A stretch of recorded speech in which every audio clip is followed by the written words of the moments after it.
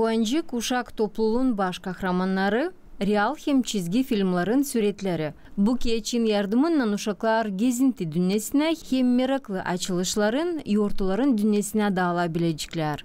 Sağ olsun kendine, benim okuyucularıma. Var çok insan yazıyorlar bana, komentler ötediyorlar, öyle okuyorlar.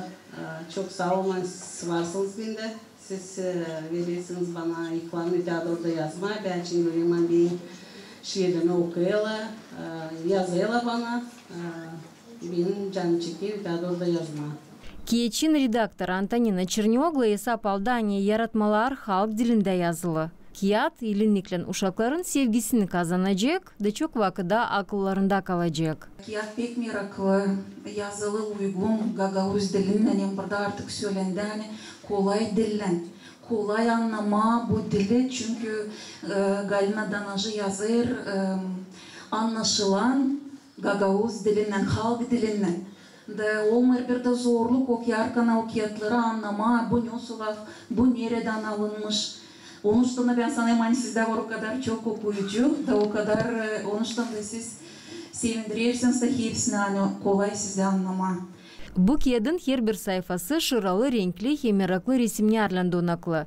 Onlar uşaklara yardım edecekler, istoriya dağılma hem masallı dünyanın durumunu duyma.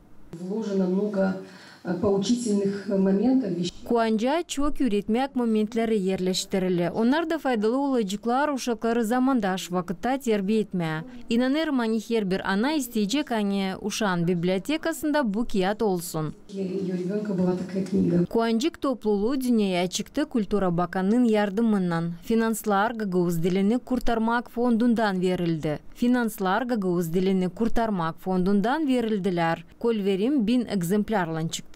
Bizim uşaklara ne lazım? Güzel renk, kolay bir dil. Bu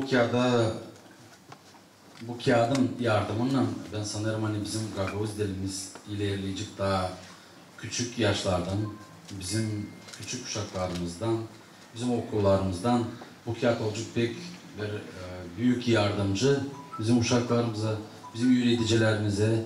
Bilir ne kadar lazım çalışma, kaçınma var o Gagavuzlarda, düşünme, fikirlerle yerleştirme beyitlerim olsaydı, fabullarım olsaydı, türkülerim onda var bu janrlarda, hepsi Galina'da.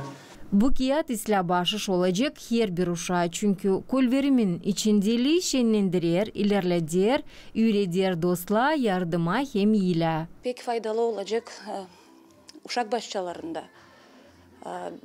Şimdi geliştirme dini bizim ana dilimizi büyük işler yapılır. Bu kağıdın pek faydası olacak. Neçindiğini bu kağıdın sayfalarında ben gördüm öyle şiirler, peyitler daha doğrudan angıları lazımlı pek bizim Gagavuz yoğurtlarımıza kutlama dini. Burada var Hederleşçi'de, Kasımçı'da türlü yoğurtlara dini şiirler. Bilmecelerde rast geldim, küçük şiircilerde rast geldim. Hem de hazırlık grupasına bu pek faydalı olacak. Niçindiğini ilk sayfalardan çekilir bukvalarla tanışmak. Kuancık toplumu bizim uşaklara dini faydalı hem meraklı dünyaya açacak. İlk adımları bu kağıtça 5 alma köyün yasla terbiye edenleri artık yaptılar.